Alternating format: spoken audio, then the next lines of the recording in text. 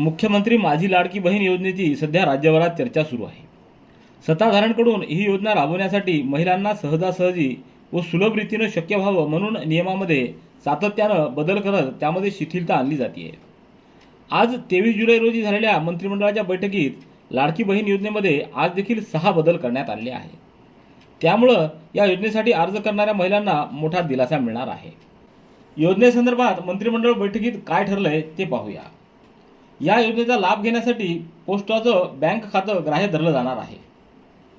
एखाद्या महिलेचा परराज्यामध्ये जन्म झाला असेल आणि तिनं महाराष्ट्रात अधिवास असलेल्या पुरुषासोबत विवाह केला असेल तर त्याही महिलेला पतीच्या कागदपत्रावर या योजनेचा लाभ मिळणार आहे।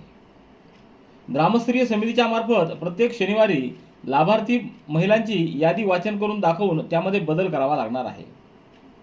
तसंच केंद्र सरकारची योजना घेत असलेल्या महिलेला लाभार्थी म्हणून ग्राह्य धरण्यात यावं, मात्र तिच्याकडून ऑफलाईन पद्धतीनं अर्ज भरून घेण्यात यावा असं या मंत्रिमंडळाच्या बैठकीत ठरलंय।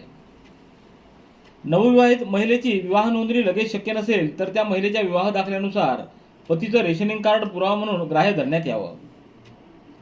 OTPचा कालावधी आता वाढवण्यात आला असून तो 10 मिनिटाचा करण्यात यावा। विशेष बाब म्हणजे या अंमलबजावणीसाठी इतिवृत्ताची वाट न पाहता तात्काळ शासन निर्णय काढून अंमलबजावणी करायला सुरुवात करावी असा निर्णय आजच्या बैठकीमध्ये झालेला आहे। तर लाडकी बहीण योजनेचा पहिला हप्ता कधी मिळणार याबाबतची तारीख देखील आता निश्चित झाली असून 15 ते 19 ऑगस्ट दरम्यान पहिला हप्ता महिलांच्या खात्यावर जमा होणार आहे।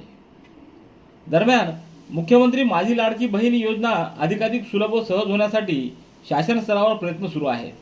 त्यानुसारच राज्य सरकारनं कागदपत्रांमध्ये शिथिलता आणली आहे।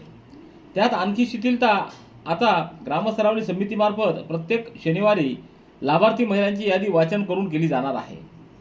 तर विशेष बाब म्हणजे लाभार्थी महिलांची यादी लवकरच जाहीर होणार असून 15 ते 19 ऑगस्ट दरम्यान महिला भगिनींना योजनेचा थेट लाभ म्हणून 2 महिन्याची रक्कम 3000 रुपये त्यांच्या बँक खात्यात जमा होणार आहे।